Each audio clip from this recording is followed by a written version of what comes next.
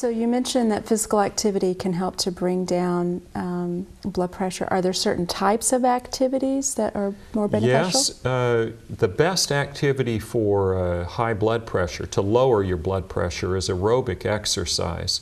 In our Lifestyle Choices program, we find that in 2 weeks, the average person's blood pressure that takes the course drops by about 7 to 10 points.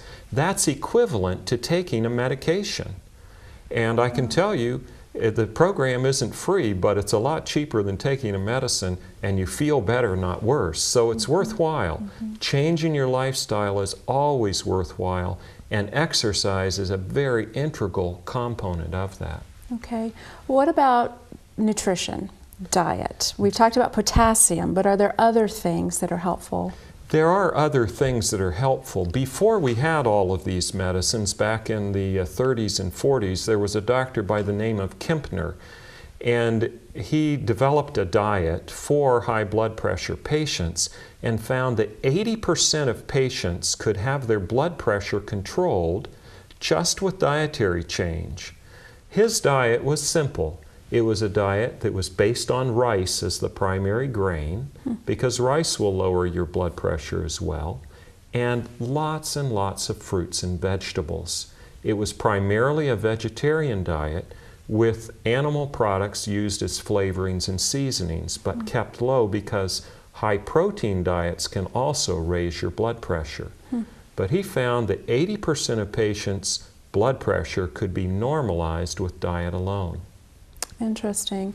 So in terms of salt, perhaps we should consider sea salt. My experience with sea salt is that it actually tastes a little saltier than regular salt. It tastes better. It has a fuller flavor. If you put a little bit on your tongue, don't do it every day, you might get high blood pressure, but if you put a little of it on your tongue and then try regular table salt, you'll find that the regular table salt has a bitter taste, whereas the sea salt has a fuller taste, and you can actually use less of it and still have that good flavor. Okay. The other thing that's important to remember is salt is an acquired taste. Right. I went on a low-salt diet thanks to my mother, who was a nutritionist. She put me on a 1-gram sodium diet, and my food tasted like cardboard. I couldn't stand it for a while, and then I got used to it, and I went off of that diet after a month onto a regular salt diet, and I couldn't stand that one either until I got used to it. It was so salty, I couldn't tolerate some foods. They were just awful. But then you get used to it, so salt is an acquired taste. What about nicotine and caffeine? How do they affect blood pressure? Nicotine, caffeine, and alcohol all raise your blood pressure. No question about it. We develop a tolerance to caffeine after a while if we take it regularly so that it doesn't keep having an effect. But if I give you a cup of coffee, your blood pressure will go up afterwards. Nicotine, of course, raises your blood pressure, and so does alcohol. Any person that has more than 2 drinks a day in a man, or more than 1 as a woman, their blood pressure will definitely go up. That's one of the reasons that alcohol is associated with an increased risk of hemorrhagic stroke. It does reduce your risk of heart disease in small amounts, but if you get over that borderline level, it will increase your risk of hemorrhagic stroke. Frankly, I'd rather not have a hemorrhagic stroke because they're uniformly bad news. So is that related to the blood vessels constricting when we consume these things? Or? It is. In both the caffeine and the nicotine, both of those cause constriction of the arteries and a raising of the blood pressure. The alcohol through a different mechanism. Earlier you mentioned stress, and that it has the ability to increase blood pressure. Tell me a little bit about that, because it seems we're living in a stress-filled world. As I mentioned to you, if someone came in and shot me and then measured your blood pressure, your pressure would be way high, and it should be. Well, maybe it'd go down, I don't know. It should be, because we have this response called the flight or fight response. If you go back 100, 200 years and you heard a noise in the woods, maybe it was a bear after you and you'd need to get ready to run. And if we were together, I wouldn't need to outrun the bear, just outrun you and I'd be okay. But you still need to move if you hear that noise. In our world today, stress is different.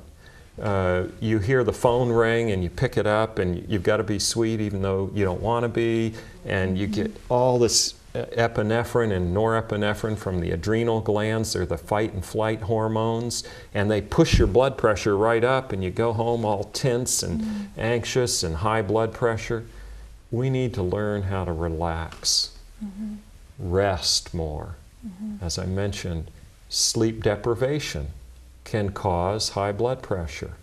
We're too stressed, we're watching too many scary movies, we're reading books that are too intense, we're watching sports contests that are too close, and violence. And a lot of that, if we want our blood pressure to come down, we should let go of and practice relaxation, practice meditation, practice, read good literature, read scripture, read the wisdom literature.